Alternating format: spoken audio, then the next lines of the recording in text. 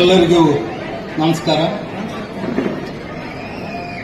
ಕರ್ನಾಟಕ ರಾಜ್ಯ ಬಣಜಿಗ ಸಮಾಜದ ಕ್ಷೇಮಾಭಿವೃದ್ಧಿ ಸಂಘ ಬೆಂಗಳೂರು ತಾಲೂಕು ಘಟಕ ಬಾಗಲಕೋಟೆ ಪ್ರತಿಭಾ ಪುರಸ್ಕಾರ ಸಮಾರಂಭ. ಇವತ್ತಿನ ಈ ಸಮಾರಂಭದ ದಿವ್ಯ ಸಾನ್ನಿಧ್ಯವನ್ನು ವಹಿಸಿದಂತಹ ಶ್ರೀ ಸದ್ಗುರು ಡಾಕ್ಟರ್ ಎ.ಸಿ. ವಾಲೆ ಮಹಾರಾಜರಿಗೆ ನಮಸ್ಕರಿಸಿ,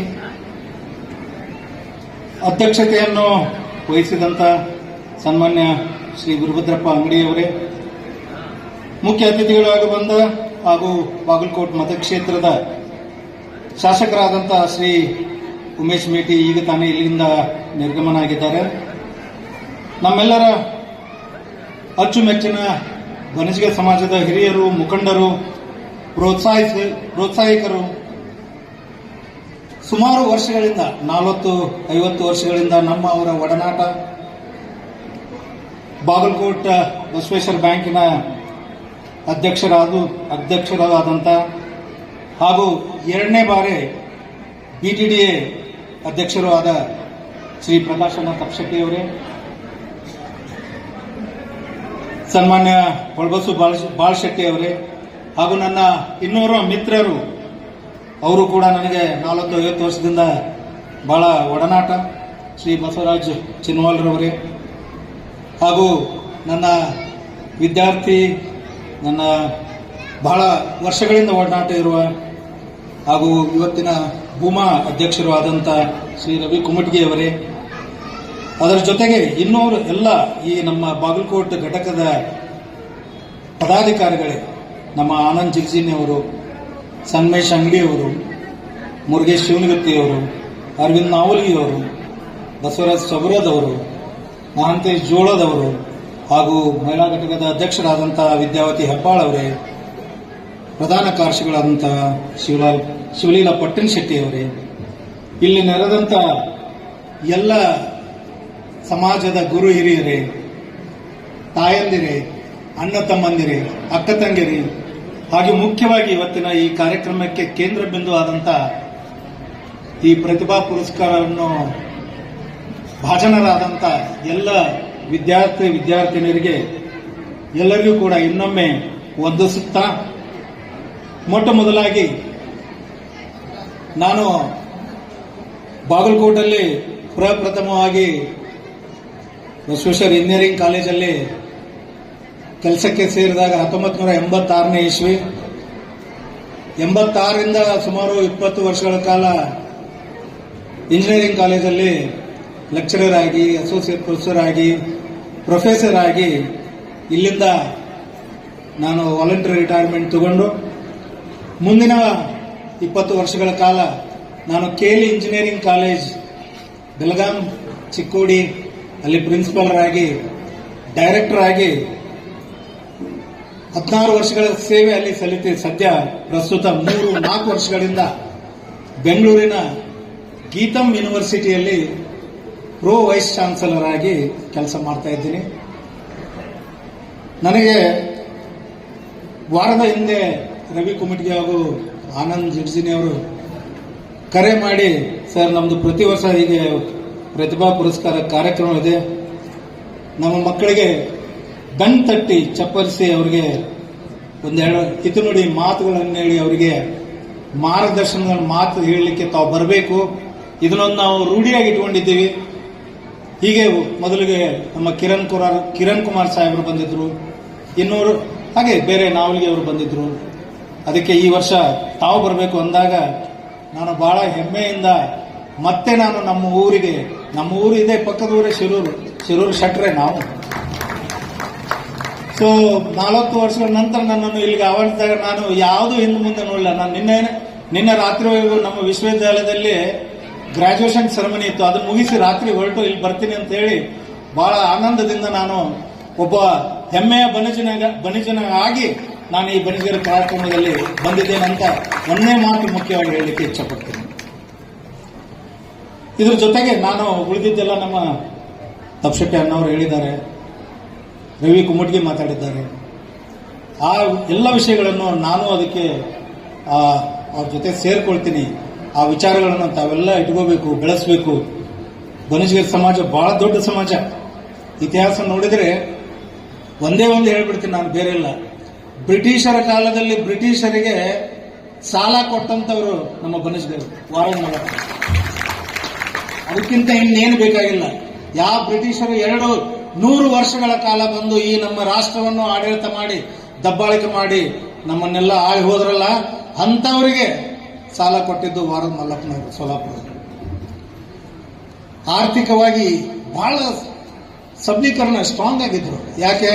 ಉದ್ಯಮಿ, ಕಾಯಕ ಕೆಲಸ. ನಾವೆಲ್ಲ ಬಸವಣ್ಣನವರ ಅನುಯಾಯಿಗಳು. ಬಸವಣ್ಣವರ ಮಾತು ಹೇಳ್ದಂಗೆ ಏನ್ ಹೇಳ್ತಾರೆ? ಕಾಯಕವೇ ಕೈಲಾಸ, ಧರ್ಮದೇ ದಯದ ಮೂಲವಯ್ಯ, ದುಡ್ಡೇ ದುಡಿಮಿನ ತಾಯಿ, ಆ ದುಡಿಮೆಯೇ ದುಡ್ಡಿನ ತಾಯಿ. ಎಲ್ಲೋ ಬಹಳ ಸಿಂಪಲ್ ಇದೆ. ಅದನ್ನು ಅನುಸರಿಸಿಕೊಂಡು ಪ್ರಾಕ್ಟಿಕಲಿಟಿ ಕಾಯಕದಲ್ಲಿ ಕೃತಿ ರೂಪದಲ್ಲಿ ತಂದಂತೂ ಯಾವುದರ ಸಮುದಾಯ ಇದ್ರೆ ಅದು ಬನಜಗಿರಿ ಸಮುದಾಯ. ಮತ್ತೆ ಎಲ್ಲರೂ ಹೇಳದಂತೆ ಬನಜಗಿರಿ ಸಮುದಾಯ ತಮ್ಮ ಪೂರ್ತಿಗೆ ತಾವು ತಮ್ಮ ಕೆಲಸ ಆತು, ತಾವು ಏನು ಉದ್ಯೋಗ ಮಾಡಬೇಕು ತಮ್ಮದಾದ ಎಲ್ಲ ತಾವು ಮಾಡ್ಕೊಂಡಿರ್ತಾರೆ. ಇನ್ನೇನು ಸಮಾಜ ಮತ್ತು ಬೇರೆಯವರು ಇರ್ತಾರೆ, ಏನೋ ಕೆಣಕಿದ್ರೆ ಬಿಡೋದಿಲ್ಲ, ಕೆಣಕಿದ್ರೆ ಅವ್ರನ್ನ ದಂಡಿಗೆ ಹಚ್ಚಲಾರದು ಬಿಡೋದಿಲ್ಲ ಅನ್ನೋ ಒಂದು ಮಾತನ್ನು ಇದೆ. ಹೀಗಾಗಿ ಇವತ್ತಿನ ದಿವಸ ಇಷ್ಟು ದೊಡ್ಡ ಸಮಾಜ ಇದ್ರು ಎಲ್ಲರೂ ಹೇಳಿದಂತೆ ಇನ್ನೂ ಸಂಘಟನೆ ಆಗಬೇಕು. ಆನಂದ್ ಹೇಳ್ತಾ ಇದ್ರು ಸಣ್ಣ ಸಣ್ಣ ಸಮುದಾಯದವರು ಹೇಗೆ ರಿಕಗ್ನಿಷನ್ ತಗೊಂಡಿದ್ದಾರೆ ನೋಡ್ರಿ. ಸಮುದಾಯಗಳಿಗೆ ರಿಕಗ್ನಿಷನ್ ಬಂದಾಗ ಮಾತ್ರ ಪಾಲಿಟಿಕಲ್ಲಿ ಅವರಿಗೆ ಪೊಸಿಷನ್ ಪ್ಲಸ್ ಅವರಿಗೆ ಒಂದು ಸ್ಟ್ರೆಂತ್ ಬರುತ್ತೆ. ಹೀಗಾಗಿ ಸಂಘಟನೆಗಳು ಮುಖ್ಯ. ಆ ಸಂಘಟನೆಗಳಿಗೆ ನಾವೆಲ್ಲರೂ ಸೇರಬೇಕು. ಇವತ್ತು ತಾಲೂಕೆ ನಾನು ಕೇಳಿದೆ ರವಿಗೆ, 13 ಜಿಲ್ಲಾದ ಹುಡುಗರು ಹುಡುಗಿಯರು ಇಲ್ಲೇ ಈ ಪ್ರತಿಭಾ ಪುರಸ್ಕಾರದಲ್ಲಿ ಬಂದಿದ್ದಾರೆ ಅಂತ ಹೇಳಿದ್ರು. ತುಂಬಾ ಸಂತೋಷ. ಇನ್ನೂ ಬೆಳಿಬೇಕು.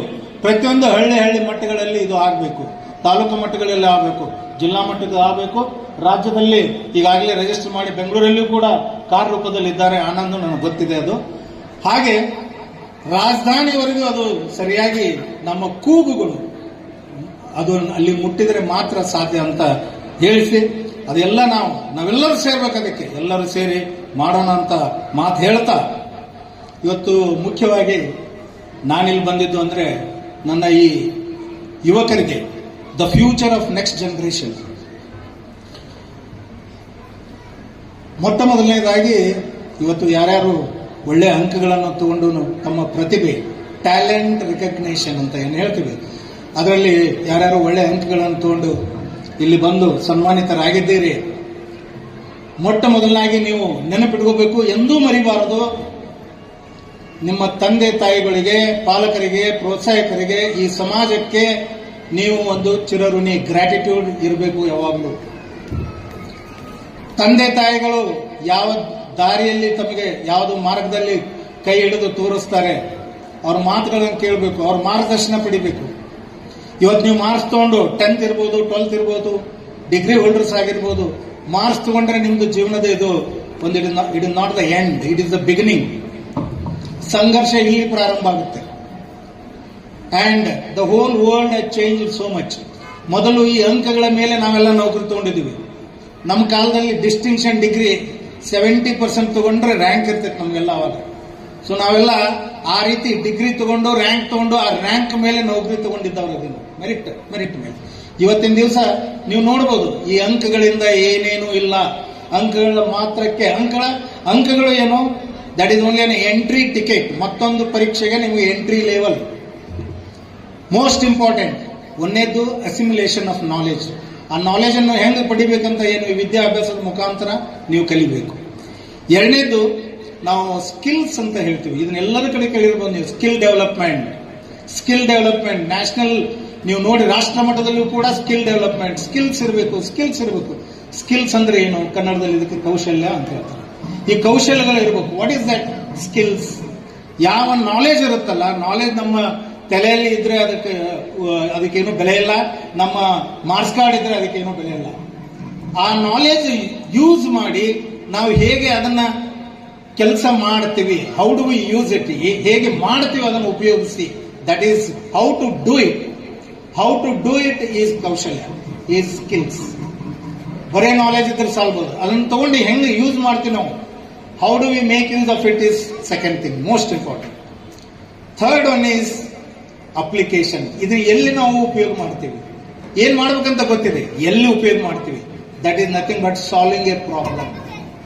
So you need to be a problem solver. ಇವತ್ತು ಯಾವುದೇ ನಿಮಗೆ ನೌಕರಿ, ಪ್ರೈವೇಟ್ ಇರಲಿ ಯಾವುದೇ ಇರಲಿ, ನಾ ಗವರ್ಮೆಂಟ್ ನೌಕರಿ ಬಗ್ಗೆ ಮಾತಾಡೋದಿಲ್ಲ. ಯಾಕಂದ್ರೆ ಇರುವಂತ ನೌಕರಿಗಳು ಎಷ್ಟಿದೆ. ಮೊನ್ನೆ ತಾನೇ ಬಹಳ ದಿವಸ ನಂತರ ನೀವು ನೋಡಿರ್ಬೋದು, ಪೊಲೀಸ್ ಡಿಪಾರ್ಟ್ಮೆಂಟ್ 3,000 ಚಿಲ್ಲರೆ PC ಪೊಲೀಸ್ ಕಾನ್ಸ್ಟೇಬಲ್ ಪೋಸ್ಟಿಗೆ ಸುಮಾರು 3 ಲಕ್ಷ ಅಪ್ಲಿಕೆಂಟ್ಸ್ ಇದ್ರು. 3 ಲಕ್ಷ ಅಂದ್ರೆ ಒಂದು ಅಪ್ಲಿಕೇಶನ್ 100 ಜನ. 92% of the people have taken examination out of 3 lakhs. ನೀವು ವಿಚಾರ ಮಾಡಬಹುದು. ಅದಕ್ಕೆ ಗವರ್ಮೆಂಟ್ ನೌಕರಿ ನಿಮ್ಗೆ ಆ ಮೆರಿಟ್ ಅಲ್ಲಿ ಇತ್ತು, ಮೇಲಿನ 10% ಅಲ್ಲಿ ಬಂದ್ರೆ ವಿತ್ ಬನಸ್ಗರಿಗೆ 2A ಇದರಲ್ಲಿ ನಮಗೆ ಸಿಕ್ಕಂತ ಇದರಲ್ಲಿ ಅದು ಕಾಂಪಿಟೇಷನ್ ಇರುತ್ತೆ. ನಮ್ಮ ಜನಸಂಖ್ಯೆ ಜಾಸ್ತಿ ಇದೆ. ಸೊ ಆ ಗವರ್ಮೆಂಟ್ ಅಷ್ಟೇ ಮಾತಾಡೋದಿಲ್ಲ ನಾನು. Most important is the private jobs. So private jobs are not given by your marks. Private jobs are given by your ability to generate the revenue. ಅವ್ರಿಗೆ ನೀವು ಯಾವ ರೀತಿ ರೆವೆನ್ಯೂ ತಂದು ಕೊಡ್ತೀರಿ, ಆ ರೀತಿ ನಿಮಗೆ you will have promotions and better life in the companies. So ಆ ರೆವೆನ್ಯೂ ತರಬೇಕಂದ್ರೆ you need to solve the problems. ಅವ್ರು ಕೊಟ್ಟಂತ ಒಂದು ಏನು ಇರುತ್ತಲ್ಲ ಪ್ರಾಜೆಕ್ಟ್, ಅದನ್ನು ಸಾಲ್ವ್ ಮಾಡುವಂತ ಕ್ಯಾಪಬಿಲಿಟೀಸ್ ಬೇಕು. ಸೊ ನಾನು ಬರೀ ಇಂಜಿನಿಯರಿಂಗ್ ಅಂತ ಹೇಳ್ತಾ ಇಲ್ಲ, ಟೆಕ್ನಿಕಲ್ ಅಂತ ಹೇಳ್ತಾ ಇಲ್ಲ, ಪ್ರತಿಯೊಂದರಲ್ಲಿಯೂ ದಿಸ್ ಇಸ್ ದ ಥಿಂಗ್. ಆಮೇಲೆ ನೀವೆಲ್ಲ ಇವತ್ತಿನ ಯುವಕರು, you are all being prepared for the jobs nobody knows. I hope you got my point. ನಾ ಹೇಳೋದ ಅರ್ಥ, ನೀವೆಲ್ಲ ಇವತ್ತು ಏನ್ ಕಲಿತಾ ಇದ್ದೀರಿ, ಮುಂಬರುವ ಯಾವ ನೌಕರಿ ಗೊತ್ತಿಲ್ವೋ, ನಮಗೂ ಗೊತ್ತಿಲ್ಲ ಎಂತ ನೌಕರಿ ನಿಮಗೆಲ್ಲ ಬರುತ್ತೋ ಅಂತ ನೌಕರಿಗೆ ನಿಮ್ಮನ್ನು ನಾವು ತಯಾರು ಮಾಡಬೇಕಾಗಿದೆ. ಅದಕ್ಕೆ ಬರೀ ಒಂದು ಪುಸ್ತಕ, ಒಂದು ಅಂಕಗಳಿಂದ ನಡೆಯುವುದಿಲ್ಲ. The most important is how do you make use of your knowledge. ಅದಕ್ಕೆ ಯಾವ ಕಾಲಕ್ಕಾದ್ರೂ ನಾವು ಹೇಳ್ತೀವಿ ಸ್ಟೆಮ್ ಅಂತ, ಇಂಗ್ಲಿಷ್ ಅಲ್ಲಿ ಸ್ಟೆಮ್ ಅಂತ ಹೇಳ್ತೀವಿ. Science, technology, engineering, mathematics. ಇವು 4 ಯಾರು ಇದರಲ್ಲಿ ಸೌಂಡ್ ಆಗಿರ್ತಾರೋ, ಚೆನ್ನಾಗಿರ್ತಾರೋ, they will be able to do very well everywhere. So ಅದಕ್ಕೆ ಇವೆಲ್ಲ ಕೌಶಲ್ಯಗಳನ್ನು ಬೆಳೆಸ್ಕೊರಿ. ಗುರು ಹಿರಿಯರಿಗೆ ಬಹಳ ವಿನಮ್ರತೆಯಿಂದ ನಮ್ಮ ವಿಚಾರ, ಆಚಾರಗಳು, ನಡವಳಿಕೆಗಳು ಆ ರೀತಿ ಇರಬೇಕು. ಅಷ್ಟೇ ಅಲ್ಲದೆ ನಿಮ್ಮ ಲೈಫ್ ಬಹಳ ಡಿಸಿಪ್ಲಿನ್ಡ್ ಆಗಿರ್ಬೇಕು, ಶಿಸ್ತಿನಿಂದ ಇರಬೇಕು. ನಾನು ಬೇಕಾದಷ್ಟು ನಮ್ಮ ಈ ಬನಸ್ಗರ ಹಿರಿಯರನ್ನೇ ನೋಡಿದ್ದೇನೆ. 40-50 ವರ್ಷಗಳಿಂದ ಯಾವ ರೀತಿ ಬೆಳಿಗ್ಗೆ ಎದ್ದು ಕರೆಕ್ಟಾಗಿ ಅಂಗಡಿ ತೆಗೆದು ಇವತ್ತಿನವರೆಗೂ 4 ವರ್ಷ ನಂತರ ಆ ಅಂಗಡಿಯಲ್ಲಿ 6 ತಾಸು 8 ತಾಸು ಕುತ್ಕೊಂಡು ಯಾವ ರೀತಿ ಕೆಲಸ ಮಾಡಿ 2 ಪೀಳಿಗೆಗಳನ್ನು ನೋಡಿದ್ದೀನಿ ನಾನು. ಇದೇ ಬರೀ ನೌಕರಿಯಲ್ಲ, ಸ್ವಂತ ನಿಮ್ಮ ಉದ್ಯೋಗದಲ್ಲೂ ಕೂಡ ಸಾಕಷ್ಟು ಅಂತ ಹಿರಿಯರಿದ್ದಾರೆ. ಇವತ್ತು ಬೆಳಿಗ್ಗೆನೆ ಅಂತ ಹಿರಿಯರನ್ನು ಭೇಟಿ ಮಾಡಿ 89 ವಯಸ್ಸಿದ್ದವರು ಇವತ್ತು ಕೂಡ ಅಂಗಡಿಗೆ ಹೋಗ್ತಾರೆ. ಹೋದ ವರ್ಷ ಅಷ್ಟೇ ಖಾತೆ ಬರೆದು ಬಿಟ್ಟಾರ. ಅವರು ನಮ್ಮ ರವಿ ಕುಮಟಿಗೆ ಅವ್ರ ತಂದೆ ಬಸವರಾಜಪ್ಪನವರು ನನಗೂ ಕೂಡ 50 ವರ್ಷಗಳಿಂದ ಪರಿಚಯ. ಇವತ್ತು ಬೆಳಿಗ್ಗೆ ಅವ್ರ ಮನೆಯಲ್ಲಿ ಹೋಗಿ ಭೇಟಿಯಾಗಿ ಬಂದಾಗ ಅನಾರು ಮತ್ತೆ ಎಲ್ಲಿ ಹೊಂಟ್ರಿ ಅಂದ್ಕೂಲ ನಾ ಅಂಗಡಿಗೆ ಹೊಂಟಿದ್ದೀನಿ. ಅವರು ಎಷ್ಟು 12ನೇ ವಯಸ್ಸಿಗೆ ಅಡತೆ ಅಂಗಡಿದು ವ್ಯವಹಾರಗಳನ್ನು ತಗೊಂಡವರು 89 ಅಂದ್ರೆ ಎಷ್ಟು 77 ವರ್ಷ ಅದೇ ಹೊತ್ತು. ಆ ರೀತಿ it is not about 5 years 10 years. ನನಗೊಂದು ನೌಕರಿ ಸಿಕ್ಬಿಡ್ತು, ನಾನು ಎಲ್ಲೇ ಒಂದು ಮಾಡಿದೆ, it is not going to have any use. 40 ವರ್ಷ ಇವತ್ತಿಗೂ, ನಂದು 40 ವರ್ಷ ಆಯ್ತು. ಒಂದು ದಿವಸ ನಾನು I have not taken break in my journey of ಯಾವ ನೌಕರಿಯಲ್ಲಿ ಒಂದು ದಿವಸ ಬ್ರೇಕ್ ಇಲ್ಲ ನಂದು. 40 ವರ್ಷ ಸತತವಾಗಿ ಮಾಡಿಕೊಂಡು ಬಂದಾಗ ಎಲ್ಲೋ ಒಂದು ನಮ್ಮವರು ಅಂತ ಅಣ್ಣವರು ನಮ್ಮನ್ನು ಕರೆದುಬಿಟ್ಟು, ಸರ್ ನೀವು ಬಂದು ನಮ್ಮ ಹುಡುಗರಿಗೆ ಮಾತಾಡ್ರಿ ಅಂತ ಹೇಳ್ಬೇಕಾದ್ರೆ ತನ್ನದೇ ಆದ ಒಂದು ಅದು ಜವಾಬ್ದಾರಿ, ಸಾಧನೆ ಎಲ್ಲದನ್ನು ಮಾಡಿದಾಗ ಇಲ್ಲಿ ಯಾರೇ ಇರಲಿ, ಇವರಿರಲಿ, ನಮ್ಮ ಗುರು ಹಿರಿಯರಿರಲಿ, ನಾ ಸಾಕಷ್ಟು ಟೀಚರ್ಸ್ ನೋಡಿದ್ದೀನಿ ಇಲ್ಲಿ, ಎಲ್ಲರೂ ಕೂಡ ಅಂತ ಒಂದು ಕಾರ್ಯ ಮಾಡಿದಲ್ಲೇ ಅವರವರ ವೃತ್ತಿಯಲ್ಲಿ ನೋಡ್ರಿ ಅವ್ರು ಎಂತ ಒಳ್ಳೆ ಹೆಸರು ಗಳಿಸಿರ್ತಾರೆ. ನಾನು ಇಲ್ಲೇ ನಮ್ಮ ಸಂಘದಲ್ಲೇ ಬಸವೇಶ್ವರ ವಿದ್ಯಾರ್ಥಿ ಸಂಘದಲ್ಲೇ ಸಾಕಷ್ಟು ನೋಡಿ. ಈಗ ನಮ್ಮ ಪ್ರಕಾಶ್ ತಪ್ಪಸೆಟ್ಟಣ್ಣವರು 42 ವರ್ಷದಿಂದ ಒಂದು ಅಧ್ಯಕ್ಷ ಸ್ಥಾನ ಕಂಟಿನ್ಯೂಸ್ ಆಗಿ ನಿರ್ದೇಶನ ಆಗಿ ಜವಾಬ್ದಾರಿ ತಗೊಂಡು ಮಾಡ್ಬರೋದು it is not easy. He has also seen many challenges in life. So ಅವರಾದ್ರೆ ಆ ಸಾಧನೆ ಮಾಡಲೇಬೇಕು ಅಂತ ಒಂದು ಏನಿದೆ ಅಲ್ಲ ಅಂತ ಸಾಕಷ್ಟು ಜನ ನಮ್ಮಲ್ಲಿದ್ದಾರೆ. ನೀವು ಕೂಡ you should have a long life towards work. ಮನುಷ್ಯನಿಗೆ ನೆಮ್ಮದಿ ಸಿಗೋದು ಯಾವಾಗ ಗೊತ್ತಾ? ಕೆಲಸದಿಂದ ಮಾತ್ರ. ಯಾವನು ಬೆಳಿಗ್ಗೆದ್ದು ಕೆಲಸಕ್ಕೆ ಹುಡುಕಾಡ್ತಿರ್ತಾನಲ್ಲ, ಎದ್ದ ಮೇಲೆ ನಾ ಇವತ್ತು ಏನ್ ಮಾಡ್ಬೇಕು ಅಂತ ಇದ್ರೆ ಅವನ ಜೀವನ ಸಾರ್ಥಕ. ನಾನು ಬೆಳಿಗ್ಗೆ ಎದ್ದ ಮೇಲೆ ಇವತ್ತು ಏನ್ ಮಾಡ್ಬೇಕು ನಾನು, ಅದು ಅಲ್ಲ ಜೀವನ. ಬೆಳಿಗ್ಗೆ ಎದ್ದ ಮೇಲೆ ನನಗೆ ಸಾಲ ಕೆಲಸಗಳಿವೆ. ಅದು ದೇವರ ಒಂದು ಬ್ಲೆಸ್ಸಿಂಗ್ಸ್. ಯಾರಿಗೆ ಆ ರೀತಿ ಕೆಲಸ ಇದೆ ಅಲ್ಲ, ಅದು ದೇವರ ಬ್ಲೆಸ್ಸಿಂಗ್ಸ್. ಆ ರೀತಿ ನಾವು ಮಾಡ್ಕೋಬೇಕು. ಸೊ ಈ ಇಷ್ಟು ವಿಚಾರಗಳನ್ನು ನನ್ನ ವಿದ್ಯಾರ್ಥಿಗಳಿಗೆ, ಇದ್ರ ಜೊತೆಗೆ ಇನ್ನೂ ಒಂದು ಹೇಳ್ತೀನಿ, ಪಾಲಕರಿಗೂ ಹೇಳ್ತೀನಿ, ವಿದ್ಯಾರ್ಥಿಗಳು ಹೇಳ್ತೀನಿ.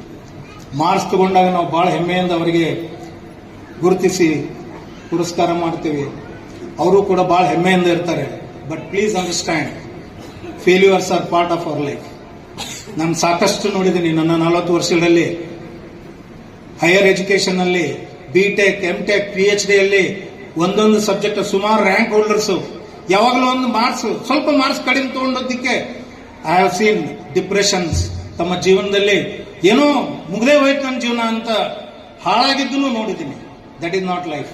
Failures are part of our life. ಆ ರೀತಿ ಪಾಲಕರು ಕೂಡ ಅದಕ್ಕೆ ಪ್ರೋತ್ಸಾಹಿಸಬೇಕು. ಮನೆಗೆ ಬಂದ ಕೂಡಲೇ ಹೋದ ಸರಿ 98 ತಗೊಂಡಿದ್ದಿ, ಈ ಸರಿ 96 ಆತಲ್ಪ, 96, 98 ನಿಮ್ಮ ಮಗ ಅಷ್ಟು ಮಾರ್ಕ್ಸ್ ತಗೊಂಡಿದ್ದಾನೆ. And there is a long life. ಇನ್ನು ಬೇಕಾದಷ್ಟಿದೆ ಮಾಡ್ಕಾಯ್ತು ಅವನಿಗೆ ಅವಳಿಗೆ. ಅದನ್ನೇ ಹೇಳಿ ಒಂದೇ ಒಂದು ಉದಾಹರಣೆ ಕೊಡ್ತೀನಿ ಫೇಲ್ಯೂರ್ಸ್ ಬಗ್ಗೆ. ಯಾವುದು ಈಗ ನಾವು ಎಲ್ಲ ಲೈಟ್ಸ್ ಎಲ್ಲ ನೋಡ್ಕೊಂತ ಕುಂತಿದ್ವಲ್ಲ, ಈ ಬೆಳಕು ಇದನ್ನ ಮಾಡಿದವರು ಎಡಿಸನ್ ವಾಸ್ ಎ ಸೈಂಟಿಸ್ಟ್. ಕೊನೆಗೆ ಬಲ್ಬ್ ಸಕ್ಸಸ್ ಆಗಬೇಕಾದ್ರೆ ಈ ಫೇಲ್ಡ್ 1000 ಟೈಮ್ಸ್. 1,000 ಅವನು ಏನು ಈ ಟ್ರೈಡ್, ಈ ಫೇಲ್ಡ್ 1,000 ಸರಿ ಫೇಲ್ ಆದ್ಮೇಲೆ ಈ ಗಾಟ್ ದ ಸಕ್ಸಸ್.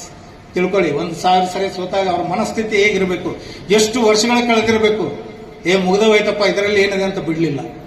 ಅದೇ ರೀತಿ 1 ಸರಿ 2 ಸರಿ ಏನೋ ಹೆಚ್ಚು ಕಡಿಮೆ ಆದಾಗ, ಮಾರ್ಕ್ಸ್ಗಳು ಕಡಿಮೆ ಬಿದ್ದಾಗ ತಲೆ ಕೆಡಿಸ್ಕೋಬಾರದು. That is the first step toward success ಅಂತ. ಎಷ್ಟು ಸರಿ ಬೀಳ್ತೀವಿ ಅದು ಇಂಪಾರ್ಟೆಂಟ್ ಅಲ್ಲ, ಎಷ್ಟು ಸರಿ ಬಿದ್ದಾಗ ನಾವು ಕುಡಿದು ಹೇಳ್ತೀವಿ, ದಟ್ ಈಸ್ ಇಂಪಾರ್ಟೆಂಟ್. ಸೊ ಮಕ್ಕಳಿಗೆ ಆ ಮನಸ್ಥಿತಿಯನ್ನು ತುಂಬ್ರಿ. ಆಮೇಲೆ prepare them for anything they want to do. ಅವ್ರ ಇಂಟ್ರೆಸ್ಟ್ ತಿಳ್ಕೊಳ್ರಿ. ಮಕ್ಕಳು ನಮ್ಗೆ ಗೊತ್ತಾಗ್ಬಿಡುತ್ತೆ. ಮಕ್ಕಳು ಬೆಳ್ತಾ ಅವ್ರದ್ದು ಏನು ಇಂಟ್ರೆಸ್ಟ್ ಇದೆಯಪ್ಪ, ಅವ್ರಿಗೇನು ನಾವು ಪ್ರೋತ್ಸಾಹ ಮಾಡಬೇಕು ಅಂತ. ನಮ್ಮಲ್ಲಿ ಒಂದಿದೆ, ಆದಷ್ಟು ಬೇಗ ನಿನ್ನ ಕಾಲ್ ಮೇಲೆ ನಿಂದ್ರಪ್ಪ, ಆದಷ್ಟು ಬೇಗ ನಿನ್ನ ಕಾಲ್ ಮೇಲೆ ನಿಂದ್ರಪ್ಪ. ಅದು ಯಾವುದೋ ನೌಕರಿ ಇರಲಿ, ಏನೇ ಇರಲಿ, ಒಟ್ಟು ನಿನ್ನ ಕಾಲ್ ಮೇಲೆ ನಿಂದ್ರಪ್ಪ. ಈ ಡೈಲಾಗ್ ನಾವು ಬಿಡಬೇಕು. ಆಸ್ ಪೇರೆಂಟ್ಸ್ ನಾವು ಅವರಿಗೆ ಜನ್ಮ ಕೊಟ್ಟಿದ್ದೀವಿ. ನಮ್ಮ ಜವಾಬ್ದಾರಿ ಅವ್ರು ಎಲ್ಲಿವರೆಗೆ ಕಲಿತಾರೆ ಕಲಿಸೋದು ನಮ್ಮ ಜವಾಬ್ದಾರಿ. ಅದು ಏನೇ ಬರಲಿ, ಕಷ್ಟ ನಷ್ಟ ಏನ ಕೂಲಿ ನಾಲಿ ಮಾಡಿ ಏನೇ ಮಾಡಿದ್ರು ಕೂಡ ಮಕ್ಕಳನ್ನ ಬೆಳೆಸೋದು ನಮ್ಮ ಜವಾಬ್ದಾರಿ. ನಾವು ಆ ರೀತಿ ನಾವು ಬೆಳೆಸಿದಾಗ ಅವರು ಕೂಡ ಅದೇ ರೀತಿ ಸ್ಪಂದಿಸ್ತಾರೆ. ಆ ಮನೆತನಕ್ಕೆ ಒಂದು ಗೌರವ ಬರುತ್ತೆ. ತಂದೆ ತಾಯಿ ಜೀವನಕ್ಕೆ ಒಂದು ನೀವು ಸಾರ್ಥಕ ಒಂದು ಜೀವನ ಮಾಡಿದ್ರೆ. ಈ ಎಲ್ಲ ಮಕ್ಕಳಿಗೆ ಒಂದು ಮಾತು ಹೇಳ್ತೀನಿ, ನಿಮ್ಮ ತಂದೆ ತಾಯಿಯವರು ನಿಮ್ಮಿಂದ ಏನೂ ಪ್ರೋತ್ಸಾಹ ಕೊಡೋದಿಲ್ಲ, ಆಸೆ ಕೊಡೋದಿಲ್ಲ. ನಾಳೆ ನಮ್ಮ ಮಗ ನಮ್ಗ ಒಂದು ಮನಿ ಕಟ್ಟಿಕೊಡ್ಲಿ, ನಮ್ಗೊಂದು ನಮ್ಮ ತಾಯಿಗೆ ಒಂದು 10 ಬಂಗಾರ ತೊಲಿ ಇದನ್ನ ಮಾಡಿಕೊಡ್ಲಿ, ಯಾವುದೋ ಏನೂ ಬಗ್ಸೋದಿಲ್ಲ. ಅವ್ರು ಏನು ಬಗ್ಸ್ತಾರೆ, ನೀ ಆರಾಮಿರಪ್ಪ, ನಿನ್ನ ಜೀವನ ನೀನು ನೋಡ್ಕೊಂಡು ಹೋಗು. ಅದನ್ನೊಂದು ಅವ್ರ ಕಣ್ತುಂಬ ನೋಡೋದು ಒಂದೇ ಒಂದು ಆಸೆ, ಮತ್ತೇನು ನಿಮ್ಮಿಂದ ಅಪೇಕ್ಷೆ ಪಡಲ್ಲ. ಸೊ ಅದಕ್ಕೆ ಎಲ್ಲ ಮಕ್ಕಳು ಜವಾಬ್ದಾರಿತ ರೀತಿಯಾಗಿ ನೀವು ಮುನ್ನಡಿಬೇಕು, ಶೈಕ್ಷಣಿಕವಾಗಿ ಬೆಳಿಬೇಕು. ಎಜುಕೇಶನ್ ಎಲ್ಲಿವರೆಗೆ ನಿಮ್ಗೆ ಇಂಟ್ರೆಸ್ಟ್ ಇದೆ ಅಲ್ಲಿವರೆಗೆ ಮಾಡಿ, ಅದನ್ನು ಹೇಗೆ ಉಪಯೋಗ ಮಾಡ್ಕೊಳ್ಳೋದು ವಿಚಾರದಲ್ಲಿ ಇಟ್ಕೊಂಡು ಹೋಗಿ. ಯಾವುದೇ ಫೀಲ್ಡ್ ಅಲ್ಲಿ ಮಾಡಿ, ಎವ್ರಿ ಫೀಲ್ಡ್ ಇಸ್ ಗುಡ್. ಕೆಲವು ಜನ ಹೇಳ್ತಾರೆ ಆ ಫೀಲ್ಡ್ ಅಲ್ಲಿ ಹಂಗಿದೆ. ನನ್ನ ಪ್ರಕಾರ all fields are good, it's only your interest. ನೀವು ಯಾವುದ್ರಲ್ಲಿ ನಿಮ್ಗೆ ಇಂಟ್ರೆಸ್ಟ್ ಇದೆ ಅದನ್ನು ಮಾಡ್ಬೇಕಷ್ಟೇ. ಸೊ ಎಲ್ಲ ಈ ಒಂದು ಕಾರ್ಯಕ್ರಮಕ್ಕೆ ನನ್ನೂ ಕರೆದು ತಮ್ಮೆಲ್ಲರ ಜೊತೆ 2 ಮಾತುಗಳನ್ನ ಹಂಚಿಕೊಂಡು ಬಣಿಜ್ಗ ಸಮಾಜದ ಈ ಕಾರ್ಯಕ್ರಮದಲ್ಲಿ ನನ್ನೂ ಕೂಡ ಒಬ್ಬನಂತೆ ಕರೆದಿದ್ದಕ್ಕೆ, ನಾವು ಕೂಡ ಬೆಂಗಳೂರಲ್ಲೇ ಇರಲಿ ಎಲ್ಲೇ ಇರಲಿ, ನಾನು ಬೆಳಗಾಂದಲ್ಲೇ ನನ್ನ ಫ್ಯಾಮಿಲಿ ಇದೆ, ಬೆಂಗಳೂರಲ್ಲಿ ಇದ್ದೀನಿ, ಶಿರೂರಲ್ಲೂ ಹೊಲ ಮನೆ ಇದೆ, ಎಲ್ಲ ಕಡೆ ಅಡ್ಡಾಡ್ತೀನಿ. ಹಿಂಗಾಗಿ ನಾನು ಎಲ್ಲೇ ಇರಲಿ, ಬಣಿಜ್ಗರ ಸಮಾಜದ ಯಾವುದೇ ಕಾರ್ಯಕ್ರಮ ಇರಲಿ, ಏನೇ ಇರಲಿ, ನಾನು ಕೂಡ ಯಾವಾಗಲೂ ನನ್ನ ಒಂದು ಸಹಕಾರ, ನನ್ನೊಂದು ಸಪೋರ್ಟ್. ನಾನು ಇವತ್ತು ಬೆಳಿಗ್ಗೆ ರವಿ ಕಮಿಟಿ ಅವ್ರಿಗೆ ಹೇಳ್ತಿದ್ದೆ, ಒಂದು kind of career guidance self for our younger generation ಯಾಕೆ ಮಾಡಬಾರ್ದು ನಾವು ಅಂತ ಮಾತಾಡಿದೆ. ಸೊ ಯಾರಿಗೆ ಅದರಲ್ಲಿ ಯಾರಿಗೆ ನಾಲೆಜ್ ಇರುತ್ತೆ, ಯಾರು ಎಜುಕೇಶನ್ ಬಗ್ಗೆ ನಾಲೆಜ್ ಇರುತ್ತೆ, ಈಗೇನು ಯಾರು ನೀವು ಪರ್ಸನಲಿ ಹೋಗಿ ಎಲ್ಲೂ ಭೇಟಿ ಆಗೋದು ಬೇಕಾಗಿಲ್ಲ. ಆನ್ಲೈನ್ ವಾಟ್ಸ್ಆಪ್ ನಂಬರ್ ಇದೆ, ಆ ನಂಬರ್ಸ್ ಅವ್ರ ಹತ್ರ ಸಿಗುತ್ತೆ. ಈಗ ನಾನು ಕೂಡ ಒಂದು ಅಕಾಡೆಮಿಕ್ಸಲ್ಲಿದ್ದೀನಿ, ಎಜುಕೇಷನಲ್ಲಿದ್ದೀನಿ, ನನ್ನಲ್ಲಿ ಸುಮಾರು ಜನ ಇದ್ದಾರೆ.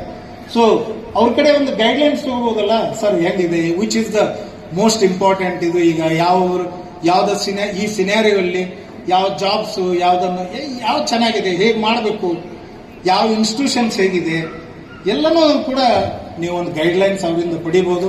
ಅದಕ್ಕೆ ಈ ಪದಾಧಿಕಾರಿಗಳಲ್ಲಿ ನಾನು ಕೇಳ್ಕೊತೀನಿ, ಅದನ್ನು ಕೂಡ ಒಂದೇನು ಮಾಡಿ ಅಂಥದ್ರಲ್ಲಿ ನಮ್ದು ಕೂಡ ಏನಾದ್ರು ಅಳ್ಳಿ ಸೇವೆ ಸಾಧ್ಯ ಇದ್ರೆ ನಮ್ಮನ್ನು ಕರೀರಿ, ನಾವು ಮಾಡ್ತೀವಿ ಅಂತ ಮಾತು ಕೊಡ್ತಾ ಇನ್ನೊಮ್ಮೆ ಎಲ್ಲರಿಗೂ ವಂದಿಸಿ, ಎಲ್ಲರಿಗೂ ಕೂಡ ಮಕ್ಕಳಿಗೆ ಒಂದು ಫ್ಯೂಚರ್, ವಂಡರ್ಫುಲ್ ಫ್ಯೂಚರ್ ಆಗಲಿ. ಆಮೇಲೆ ಲೈಫ್ ಈಸ್ ವಂಡರ್ಫುಲ್ ತಿಳ್ಕೊರಿ, ಲೈಫ್ ಈಸ್ ವಂಡರ್ಫುಲ್. ಮತ್ತೆ ಯಾರ ಮಾತು ಕೇಳ್ಕೊಡ್ರಿ, ಏನಪ್ಪ ಜೀವನ ಸಾಕಾಗೈತೆ, ಜೀವನ ಸಾಕಾಯ್ತು, ಅದು ಏನೂ ಇಲ್ಲ. ಅವರೆಲ್ಲ ಕೆಲಸ ಮಾಡಲಾರ್ದ ಜೀವನ ಸಾಕಾಗೈತೆ ಅಂತಿರ್ತಾರೆ. ಯಾರು ಕೆಲಸ ಮಾಡ್ತಿರ್ತಾರ ಜೀವನ ಎಂದೂ ಸಾಕಾಗೋದಿಲ್ಲ. Japanese live up to 98-99 years. Do you know why? ಅವರು ಸಾಯುವವರೆಗೂ ಕೆಲಸ. ಬೆಳಿಗ್ಗೆ ಎಲ್ಲಿ ಆಫೀಸ್ಗೆ ಹೋಗ್ಬೇಕು, ಯಾವ್ದೋ ಅಂಗಡಿಗೆ ಹೋಗ್ಬೇಕು, ಇವು ಯಾವ್ದೋ ಫೂಲ್, ಯಾವ್ದೋ ಫ್ಲವರ್, ಅದನ್ನ ಏನು ಕೆಲಸ, ಪ್ರತಿ ದಿವಸ ಅದೇ ಕೆಲಸ. ಇಷ್ಟಿಷ್ಟು ಇರ್ತಾರೆ. ಅವ್ರನ್ನ ನೋಡ್ಬೇಕು ನೀವು. ಅವ್ರನ್ನ ಕೇಳಿದ್ರೆ how long you have been working ಅಂದ್ರೆ, ನಾನು 70 ವರ್ಷ, 70 ಇಯರ್ಸ್ ನಾ ಅದನ್ನೇ ಮಾಡ್ತಾ ಇದ್ದೀನಿ. ಅವ್ರು ಆರಾಮಾಗಿರ್ತಾರೆ, ಬೇರೆ ತಲೆಯಲ್ಲಿ ಏನೂ ಆಗಲ್ಲ. ಖಾಲಿ ಇದ್ರೆ ಏನಂತ ನಾವು ಎಂಟಿ ಮೈಂಡ್ ಇಸ್ ಡೆವಿಲ್ಸ್ ವರ್ಕ್ಶಾಪ್. ಸುಮ್ಮನೆ ಕೆಟ್ಟ ವಿಚಾರಗಳು ಬರ್ತವೆ, ಕೆಲಸದಲ್ಲಿ ಇರಬೇಕು. ಸೊ ಆ ರೀತಿ ಎಲ್ಲರೂ ಕೆಲಸದಲ್ಲಿ ಮಗ್ನಾಗಿ, ನಿಮ್ಮ ಮನೆಗೆ, ನಿಮ್ಮ ತಂದೆ ತಾಯಿಗೆ, ಜನ್ಮ ಕೊಟ್ಟಂತ ತಂದೆ ತಾಯಿಗೆ, ಕಲಿಸಿದಂಥ ಗುರುಗಳಿಗೆ, ಕಲಿತಂಥ ಶಾಲೆ, ಆಮೇಲೆ ಇವತ್ತೇನು ನಿಮ್ಮನ್ನು ಕರೆಸಿ ಈ ಸಮಾಜ ಅನ್ನೋದು ದೊಡ್ಡ ಮಾತು. ಈ ಸಮಾಜ ಏನ್ ನಿಮ್ಮನ್ನು ಗೌರವಿಸಿದೆ, ಆ ಸಮಾಜಕ್ಕೂ ಕೂಡ ನೀವು ಒಳ್ಳೆಯ ಹೆಸರು ತರಬೇಕು. ನಾಳೆ ಇಲ್ಲಿ ಕುಂತವರು 10 ವರ್ಷಕ್ಕೆ ಇಲ್ಲಿ ಕರೆಯುವಂಗಾಗಬೇಕು. That is what it is. ಆ ರೀತಿ ನೀವೆಲ್ಲ ಬೆಳೀರಿ ಅಂತ ಆಶಿಸಿ ಎಲ್ಲರಿಗೂ ನನ್ನ ಮಾತುಗಳನ್ನು ಮುಗಿಸ್ತೀನಿ. ಜೈ ಹಿಂದ್, ಜೈ ಬನಸ್ಗಿರಿ. ಸಮಯದ ಅಭಾವದ ಮಧ್ಯೆಯೂ ನಮ್ಮ ಕಾರ್ಯಕ್ರಮಕ್ಕೆ ಆಗಮಿಸಿ knowledge is important but equally important of the application of knowledge ಎಂದು ವಿದ್ಯಾರ್ಥಿನಿಯರಿಗೆ ಕಿವಿ ಮಾತನ್ನು ಹೇಳಿಕೊಟ್ಟ ಬಸವರಾಜ್ ಕಟಗೇರಿ ಇವರಿಗೆ ಕಾರ್ಯಕ್ರಮದ ಪರವಾಗಿ ಧನ್ಯವಾದಗಳು.